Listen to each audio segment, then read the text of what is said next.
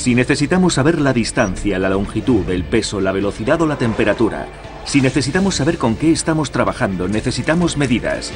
Desde el radar a los relojes atómicos, los velocímetros, el pesado de ballenas, las herramientas de alta precisión que soportan los mayores pesos, el calor o la respuesta al más ligero contacto, las medidas han hecho progresar nuestra civilización. A continuación, medidas en Maravillas Modernas.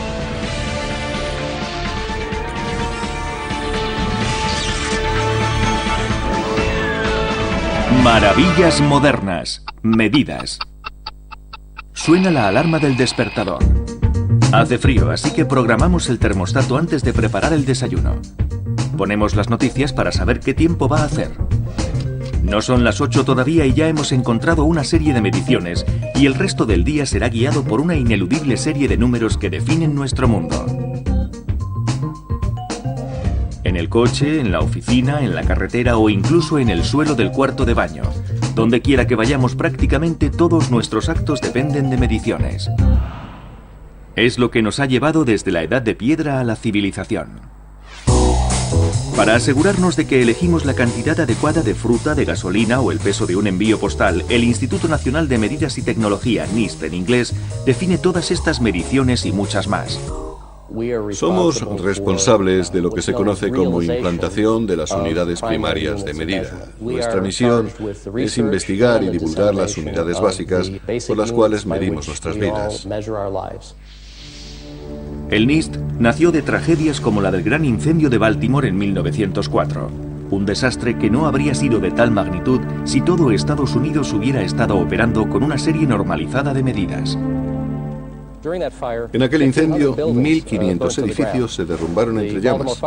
El Departamento de Bomberos de Baltimore pidió ayuda y acudieron equipos de Washington D.C. y de la ciudad de Nueva York. Pero cuando llegaron a Baltimore descubrieron que las bocas de las mangueras no se ajustaban a las bombas de Baltimore y por ello no pudieron ayudar. La importancia de normalizar cosas como mangueras y bombas de bomberos se hizo muy evidente.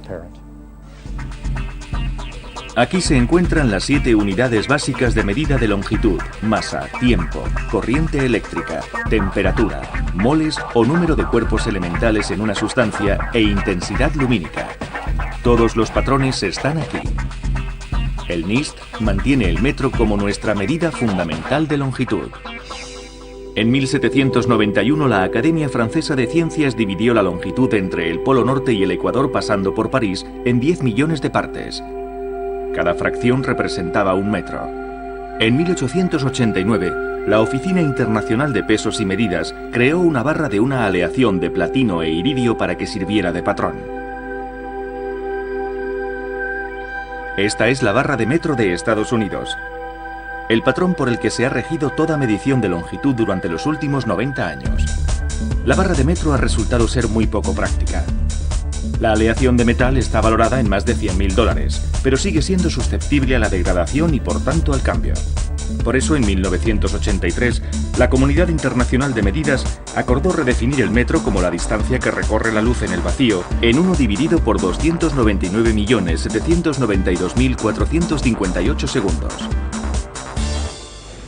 Pero un momento, ¿por qué se preocupa tanto Estados Unidos por una unidad de medida que no usa habitualmente? Se calcula que, de hecho, el 75% de las industrias americanas emplean exclusivamente el sistema métrico.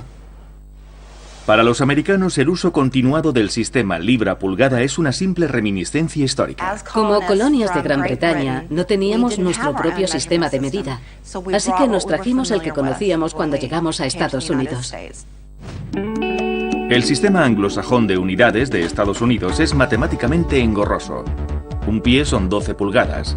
3 pies son 1 yarda y 1 milla son 1.760 yardas. En comparación, la unidad base del sistema métrico es el metro y el resto de sus unidades se expresan en múltiplos de 10. 1 kilómetro son 1000 metros. Al margen de que se trabaje con el sistema métrico o con el anglosajón, una medida solo tiene la precisión de los instrumentos utilizados.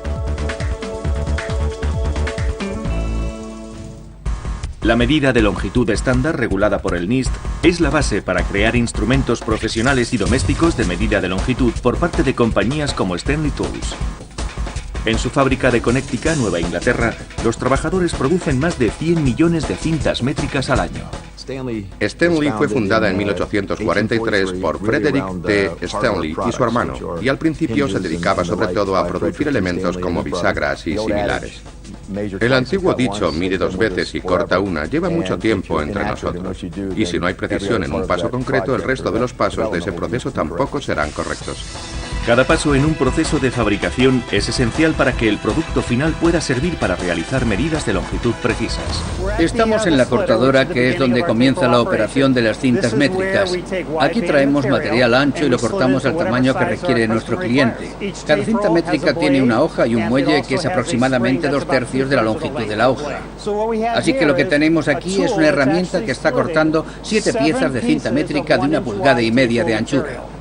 Estas grandes ruedas de acero se convertirán en cintas métricas individuales.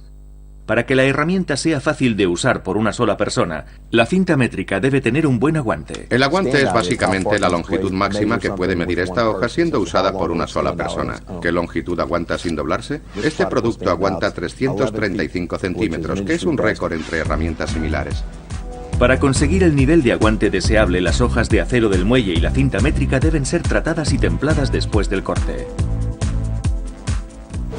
Lo que estamos haciendo aquí es endurecer el material en este horno. Sale a unos 1800 grados Fahrenheit y entonces lo enfriamos con agua. Este proceso también da curvatura a la hoja. Después de que las hojas reciban su baño, unas máquinas aplican la pintura amarilla sobre toda la extensión de la cinta métrica. Después, los trabajadores la llevan a impresión. Pintamos nuestras cintas métricas con 2 bandas. Una es negra para las gradaciones. Es la parte más importante. La segunda es la banda roja con los gráficos.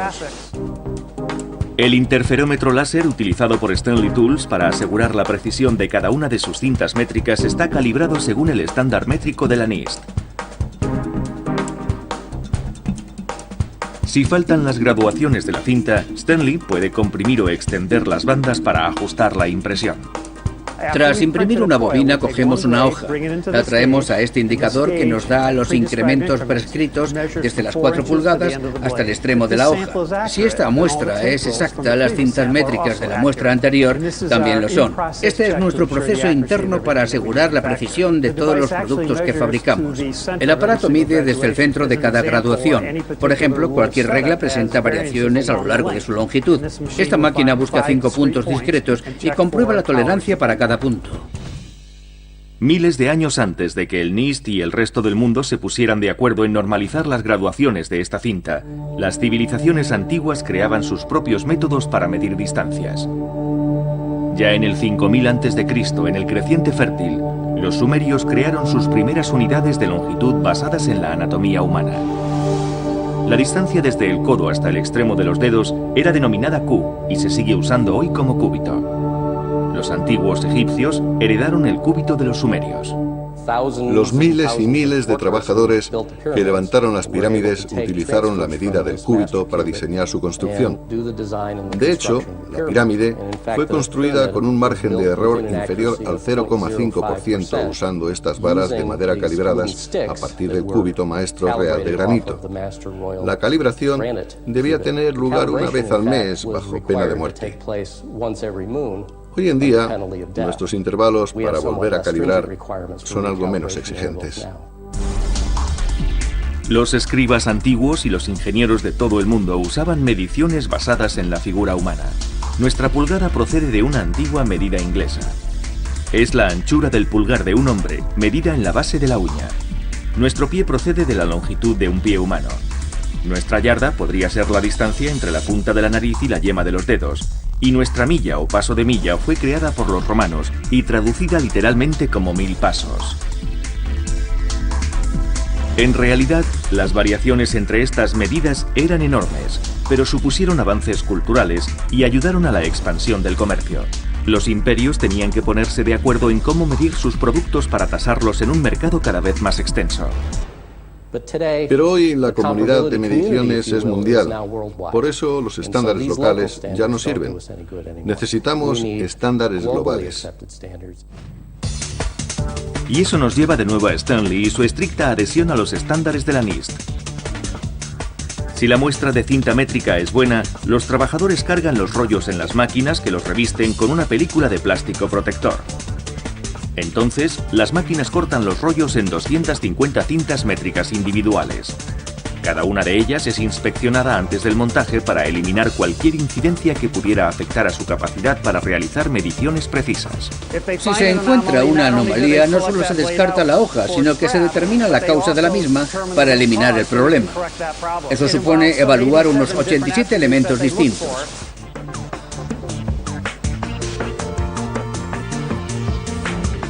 Los trabajadores llevan las hojas que superan el control de calidad hasta la línea de montaje, donde son enganchadas a los muelles, instaladas en cajas, atornilladas y preparadas para su distribución. Stanley puede fabricar cintas métricas de gran precisión, pero solo son útiles para distancias relativamente cortas. ¿Cómo se mide la longitud de algo realmente grande o la distancia hasta algo muy lejano? Los topógrafos han usado la triangulación desde el siglo VI a.C. para medir la altura de las montañas o de islas para realizar mapas cada vez mejores. Primero miden la distancia hasta la base de la montaña, midiendo los ángulos hasta ella desde puntos en cada extremo de una línea base fija. Después usan una altura conocida para calcular el ángulo hasta la cima de la montaña. Con ese ángulo pueden calcular la altura de la misma. Hace más de 2000 años, Eratóstenes utilizó la triangulación para medir la circunferencia de la Tierra. El resultado de su cálculo presenta un error inferior al 1%. E incluso hoy en día, los astrónomos usan la triangulación para calcular la distancia desde la Tierra a una estrella. Al encontrarse tan lejanas las estrellas, la distancia se mide en años luz, la distancia que recorre la luz en un año desplazándose a 300.000 kilómetros por segundo. Así podemos medir la distancia a una estrella porque podemos medir el tiempo, y obtenemos esa medida esencial de tiempo a partir del reloj más preciso de la Tierra. Pero ¿por qué necesita el mundo un reloj 100 millones de veces más preciso que el que llevamos en la muñeca? Nuestras vidas se rigen por las medidas. Si no lo cree así, intente vivir un día sin mirar el reloj. Medimos el tiempo como si nuestra vida dependiera de ello. Y así es. El NIST se encargó de construir el instrumento de medición de tiempo más preciso del mundo, el reloj atómico NIST F1. ¿Qué grado de precisión puede tener el reloj más preciso de la Tierra?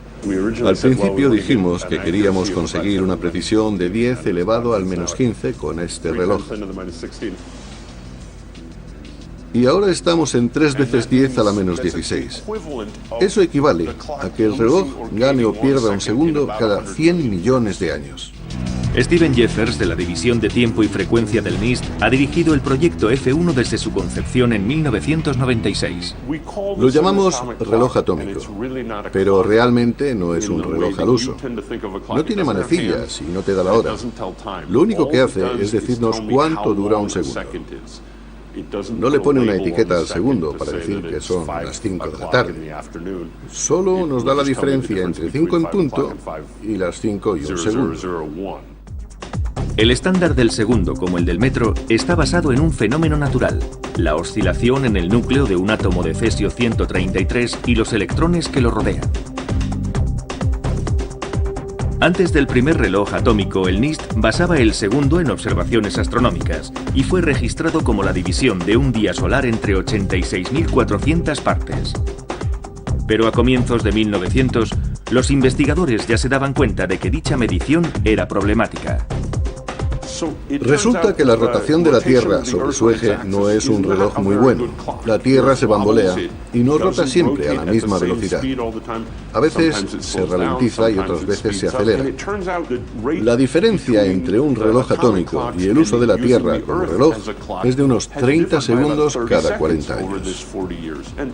30 segundos no parece mucho, pero si eso continúa indefinidamente, se acabaría teniendo el amanecer por la tarde y cosas así. La solución llegó en 1940 cuando el físico y premio Nobel Norman Ramsey estudiaba la frecuencia de las oscilaciones en los átomos. En un momento dado pensó, un momento, si puedo medir estas frecuencias con tal precisión, podría convertir esto en un reloj. Tengo que saber con qué velocidad hace tic-tac, porque esa es la frecuencia. En 1967 el mundo aceptó un nuevo patrón de medida, el segundo atómico. El segundo atómico equivale a 9.192.631.770 oscilaciones en un átomo de cesio 133. Pero construir un aparato que pudiera medir con exactitud esas oscilaciones no era fácil. El reloj tenía que ser capaz de seleccionar solo átomos de cesio en su nivel energético más bajo y luego excitarlos hasta un estado de energía superior. El cesio empieza aquí. Es disparado por este tubo hacia el reloj, donde encuentra una nube gaseosa de átomos de cesio. 6 láseres dirigidos hacia la cámara principal del F1 controlan el movimiento de los átomos de cesio durante el experimento. La siguiente cámara tiene un campo de microondas. Ahí es donde los átomos pasan a su estado excitado. La diferencia entre esos dos estados en términos de frecuencia es de 9.192.631.770 ciclos por segundo. Y ese proceso es repetido 24 horas al día, 7 días por semana durante un mes. El reloj cuenta los ciclos. Y cada 9.192.631.770 ciclos es un segundo. El mundo entero depende ya de esta medición del tiempo. Nuestra vida cotidiana no necesita la precisión de un segundo por cada 100 millones de años, salvo en los sistemas que no solemos considerar que dependen del tiempo. Cosas como el sistema de posicionamiento global dependen absolutamente de los relojes atómicos. La transferencia de datos a alta velocidad por las líneas de Internet y cosas así dependen de representaciones realmente precisas porque tenemos que acordar la frecuencia de transferencia. Naturalmente, la medición del tiempo no ha sido siempre tan precisa. Los primeros relojes eran muy rudimentarios, y algunos de ellos pueden ser contemplados aquí, en la Asociación Nacional de Coleccionistas de Relojes del Museo de Columbia, en Pensilvania. Los relojes de agua o clepsidras se utilizaban ya en Egipto en el siglo II antes de nuestra era. A medida que se va vaciando, llena otro recipiente para darle la hora o lo indica mediante marcas en el interior de la clepsidra. Mientras el sol se desplaza por el cielo, los relojes solares igualan su sombra a una medida. En los monasterios e iglesias se quemaban velas e incienso para medir el tiempo. Y el reloj mecánico no habría avanzado tan pronto de no haber promovido su creación las instituciones religiosas medievales en el siglo XIII. La religión siempre ha desempeñado un papel vital en la medición del tiempo y en mantener un registro de este. Cada religión necesitaba saber qué hora era para saber a qué hora había que rezar. Algunos de los primeros aparatos fueron relojes de iglesia o de campanario. En el siglo XVII el péndulo revolucionó la forma en que los relojes medían el tiempo. Aunque el péndulo supuso un gran avance en la precisión de los relojes, seguía teniendo problemas. Uno de ellos es que estaba hecho de metal. Había que compensar los cambios en el metal producidos por los cambios de temperatura. Una manera de hacerlo es usando péndulos de mercurio como el que vemos aquí, de forma que cuando la vara se expanda por el calor, el mercurio sube y mantiene el ritmo y el equilibrio del péndulo y la precisión del reloj. Otra forma de hacerlo es uniendo dos metales distintos que reaccionan de manera distinta. Así la longitud del péndulo no varía y su precisión tampoco. Los relojes de arena usan el flujo de arena para medir el tiempo. Los primeros navegantes los necesitaban para surcar los mares con seguridad. En el descubrimiento del Nuevo Mundo, la navegación oceánica tenía muchos peligros y era importante no perder la ruta. La latitud o distancia respecto a los polos norte y sur se medía con bastante precisión, siguiendo el sol, pero la longitud, la distancia este-oeste, era problemática. Para calcular la longitud, los marinos necesitaban un reloj transportable que les diera la posición, pero los relojes de péndulo de entonces no podían funcionar sin una superficie estable. En 1761, un carpintero de Yorkshire, John Harrison, sin formación científica, solucionó este problema con su cronógrafo marítimo. Tenía un par de pesos oscilantes conectados por muelles que no era afectado por la gravedad o el movimiento de un barco. Mantenía una precisión de 5 segundos al día, incluso en mares tormentosos. Esta tecnología permaneció como elemento estándar de los barcos hasta bien entrado el siglo XX. En el siglo XVI, los relojes se hicieron más pequeños y móviles. Los relojes mecánicos pueden llegar a ser muy sofisticados, pero todos miden el tiempo de la misma forma. La primera sección es el muelle principal. Es una pieza de acero templado enrollado que es bastante larga si se desarma. Esa es la fuente de energía. Al dar cuerda al reloj, metemos tensión en el muelle principal. A medida que el muelle se desenrolla, libera energía hacia la cadena de engranajes. La cadena transmite esta energía a la rueda de equilibrio que oscila hacia adelante y hacia atrás. El escape mantiene la oscilación de la rueda de equilibrio, permitiendo que los engranajes del reloj avancen una cantidad dada con cada movimiento de la rueda. Con cada giro de los engranajes, el tiempo de lectura es expresado con manecillas sobre la esfera del reloj. Un bonito reloj mecánico artesano puede valer más de $10.000 para medir tiempo con un margen de error de solo unos segundos por año. Pero ¿y si disponemos de menos de $10? Un reloj de pulsera para niños con batería de cuarzo puede dar el mismo resultado. De hecho, es 10 veces más preciso que el mejor reloj mecánico. Son los mismos elementos y componentes que los de un reloj mecánico. El reloj de cuarzo es más preciso simplemente porque su tecnología es mucho más avanzada. Aquí el muelle principal es reemplazado por una batería. En vez de un regulador, el tiempo es medido por las oscilaciones en un campo electrificado de cuarzo sintético. El pulso del cuarzo es regulado por un circuito que cambia la lectura en la esfera. Hay muchas formas de medir el tiempo. ¿Preparados? ¡Ya! Pero ¿y si necesitamos detenerlo? Colorado Time Systems en Loveland, Colorado, fabrica sistemas súper precisos y pantallas táctiles que se usan en competiciones de natación. El sistema mide el tiempo de un nadador con la precisión de una centésima de segundo. Ese es el intervalo por el que Michael Phelps ganó el oro en los 100 metros mariposa en las Olimpiadas de Pekín en 2008.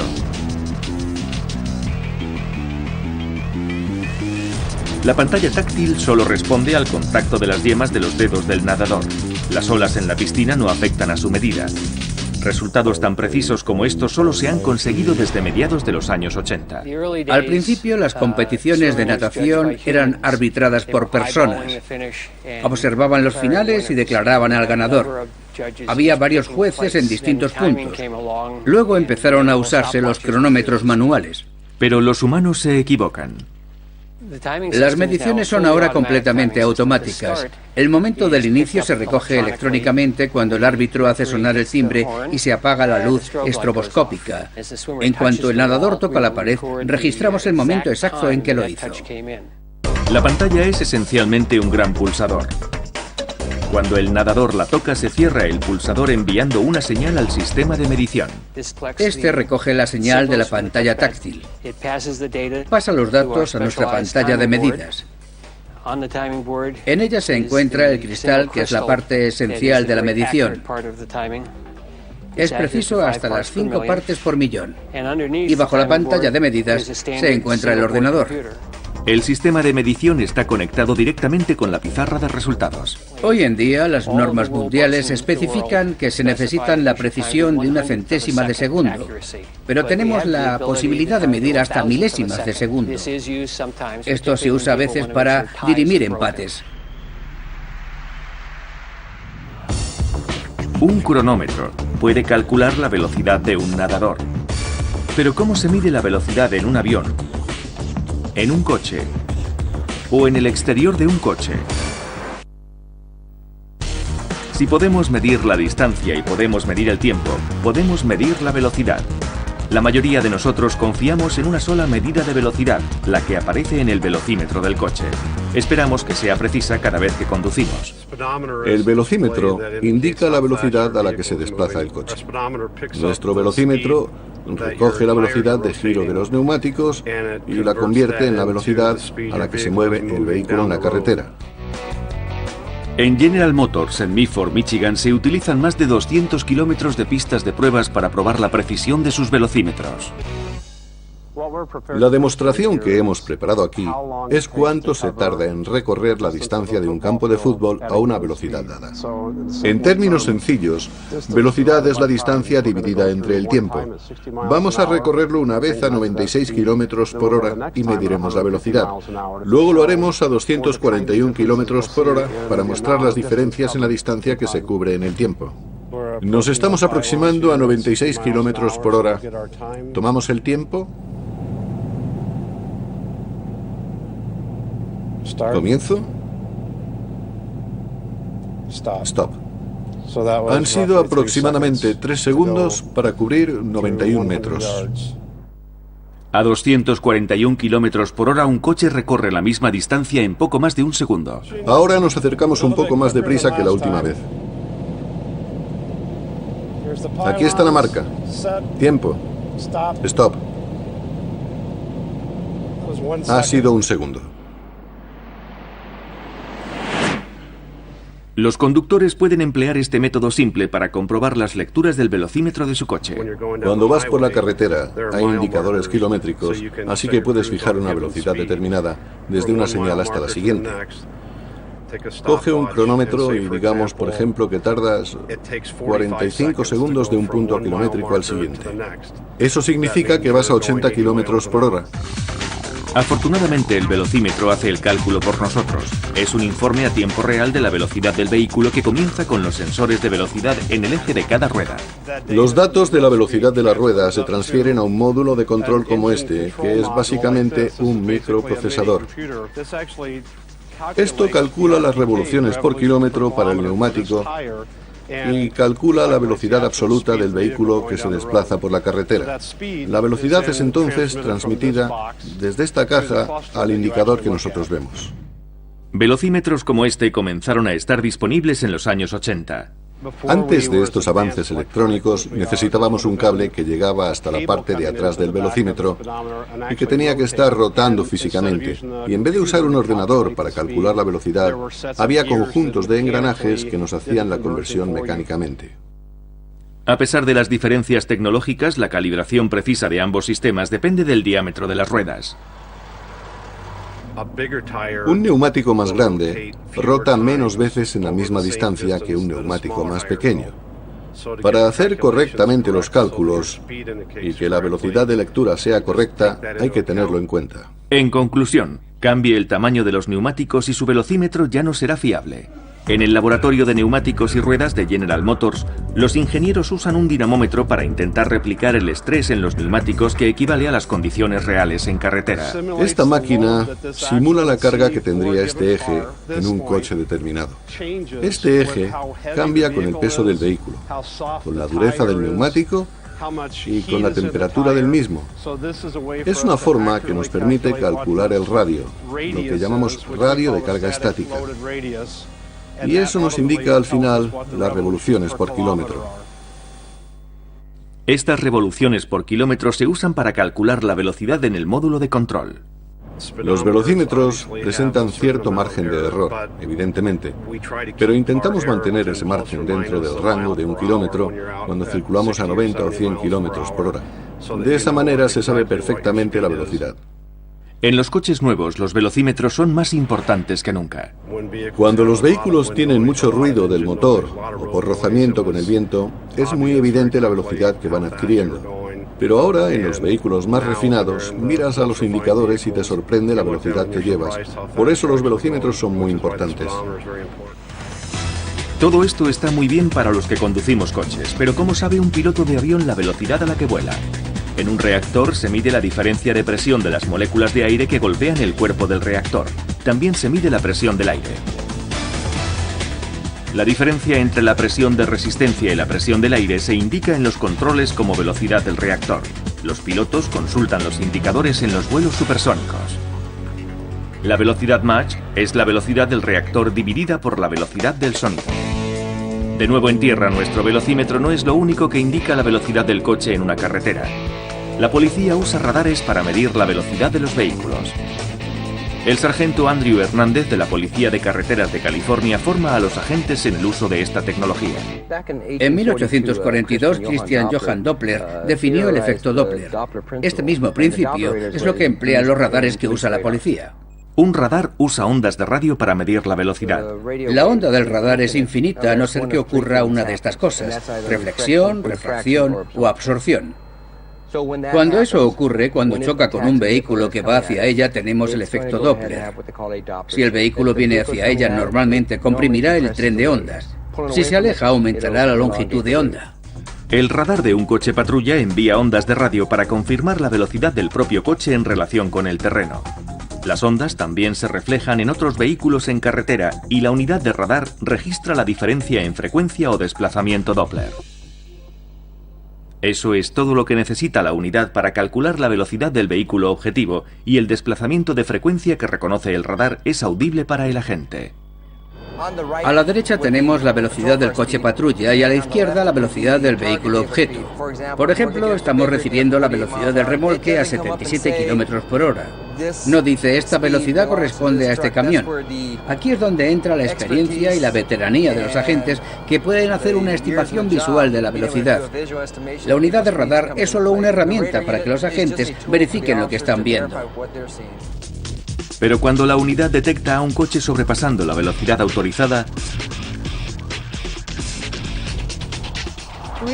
le he parado porque la velocidad máxima es 110 km por hora y usted circulaba a 130. Las unidades de radar manuales son una forma más selectiva de medir la velocidad de un vehículo. Esto es el Stalker 2. Es una unidad de radar de mano.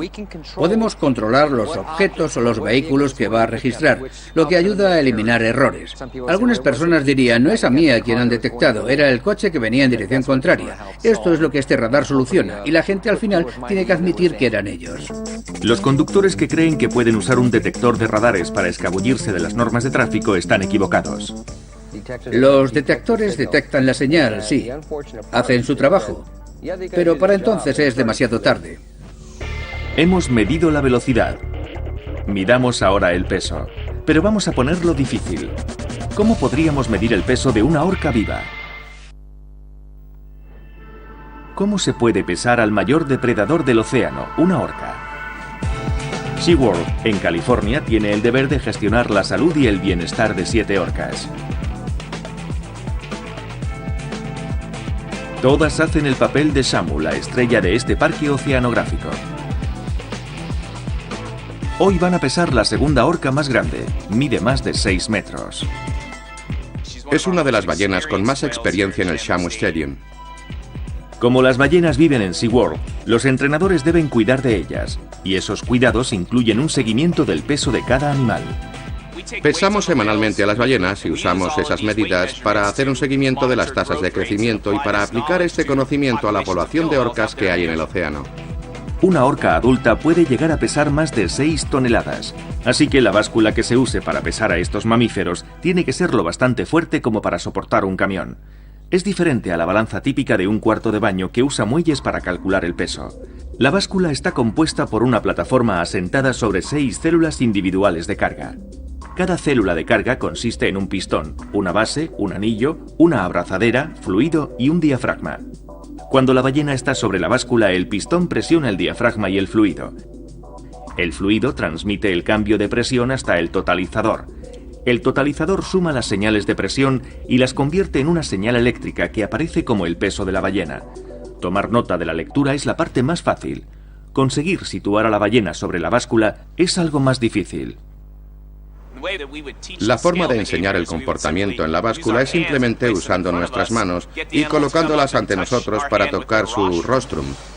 Comunicamos al animal que eso es exactamente lo que queremos que haga, haciendo sonar el silbato, que significa sí. En cada paso del proceso tenemos que comunicar al animal lo que queremos que haga y reforzamos el comportamiento correcto hasta que al final conseguimos que se sitúe por completo en la balanza.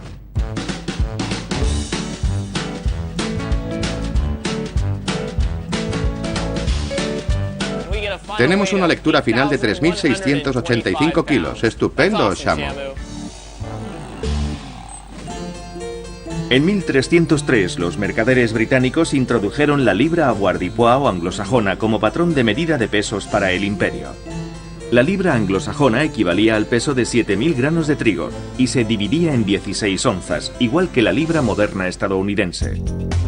Pero hoy en día el patrón de masa es el kilogramo prototipo internacional o KPI. La copia en Estados Unidos del patrón de kilo es custodiado por... Lo han adivinado, el NIST. El prototipo internacional de kilogramo es un artefacto de iridio y platino que se parece al que vemos aquí bajo esta campana. Cuando se estableció y se fijó el kilogramo, se fabricaron 40 réplicas del patrón que fueron distribuidas entre los firmantes de la convención métrica. La masa de un objeto es la misma se encuentre donde se encuentre, mientras que su peso varía en función de la gravedad. Antiguamente los comerciantes pesaban en la balanza semillas de algarrobo con los productos porque se las consideraba un estándar natural de tamaño y masa. Cuando empezaron a usarse las balanzas, se empleaban las semillas de algarrobo para equilibrar el peso de productos como piedras preciosas o diamantes. De ahí procede el término quilate. Pero las semillas de algarrobo no son tan estables en la naturaleza. De hecho, no son muy diferentes a otras semillas. Puede haber hasta un 23% de variación en el peso y el tamaño de las semillas de algarrobo. Los comerciantes deshonestos se aprovechaban de la situación. Uno podría tener 50 semillas grandes para un uso determinado y 50 de las ligeras para otro.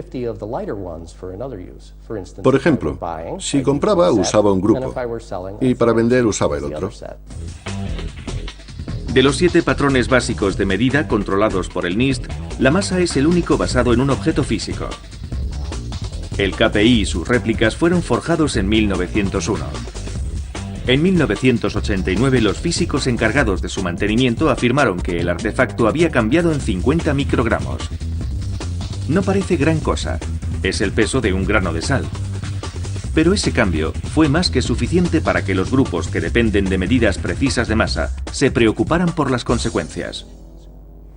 Los metrólogos somos muy ambiciosos en nuestras medidas.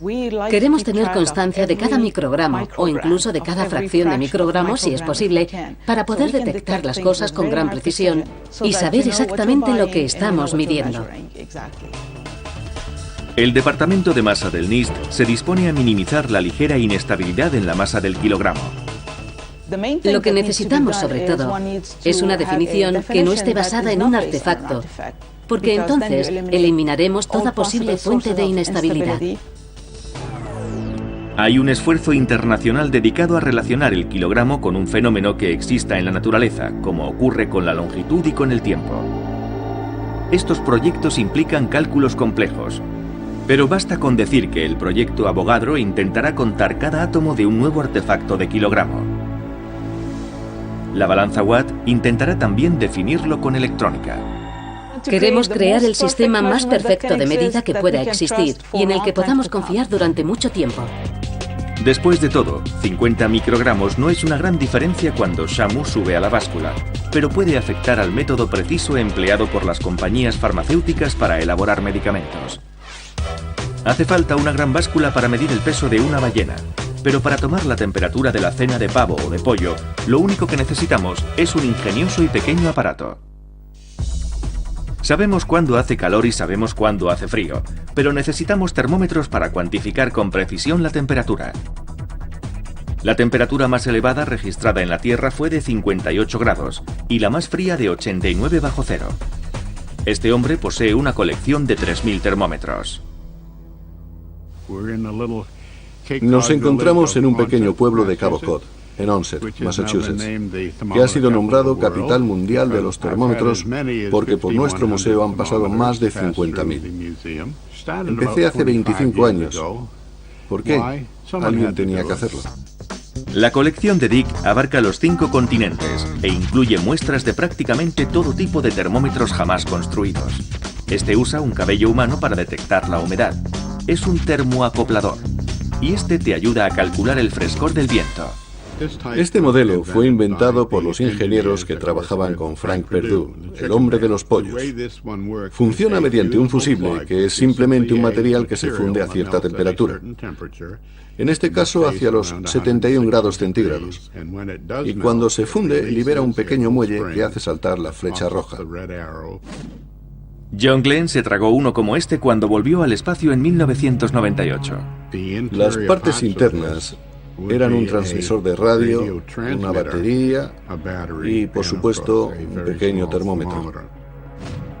Galileo inventó uno de los primeros termómetros en 1593, pero sus medidas no eran demasiado precisas. Este se llama termómetro de Galileo por su inventor. Tiene 6 bolas que están inmersas en un líquido. El líquido cambia su flotabilidad en función de la temperatura. Cada bola coloreada está llena con una cantidad de alcohol diferente. Como el alcohol es menos denso que el agua, las bolas flotan.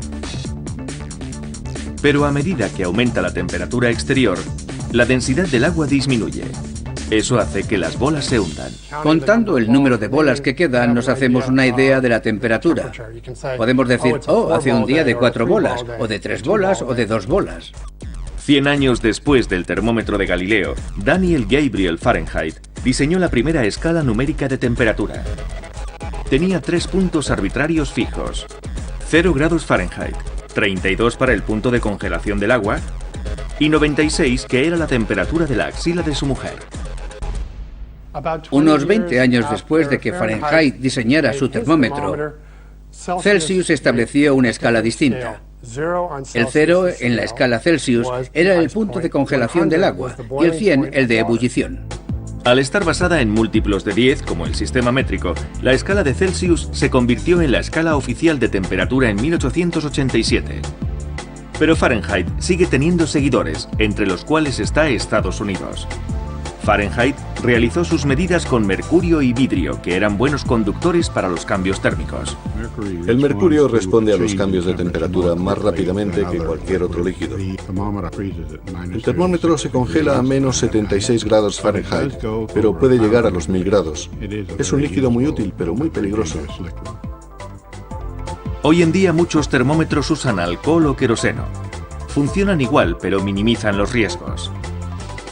El NIST establece el patrón de calibración con algo llamado célula de punto acuático triple. Es una célula que solo contiene agua muy pura. Aquí arriba no hay aire, está hecho el vacío. Cuando el agua existe en los 3 estados de la materia, estamos en el punto triple. Cuando tenemos las 3 fases coexistiendo, es la prueba de que tenemos una temperatura muy determinada. Hemos asignado a esa temperatura el valor de 0,01 grados centígrados. Este es el punto que define el grado Kelvin. El grado Kelvin es un patrón del NIST y se emplea para diseñar termómetros de alta precisión. Aquí tenemos un termómetro estándar de resistencia de platino. Es uno de los termómetros más precisos del mundo. Puede medir hasta 420 grados centígrados. Emplea un hilo de platino y se mide la resistencia del mismo en función de la temperatura. El termómetro digital que solemos guardar en el botiquín usa el mismo principio y tiene un margen de error de medio grado. Los termómetros de resistencia de platino son los más adecuados para medir la temperatura de todo, desde el núcleo de un submarino a lava o el horno de una cocina. Desde los granos de trigo al kilogramo, desde los relojes solares a los atómicos, desde la longitud de un pie humano a la velocidad de la luz. A medida que nos esforzamos por alcanzar mediciones más perfectas, las unidades que empleamos para definirlas podrán cambiar. Pero lo que no cambiará, sea longitud, velocidad, tiempo o temperatura, es nuestra necesidad de medir.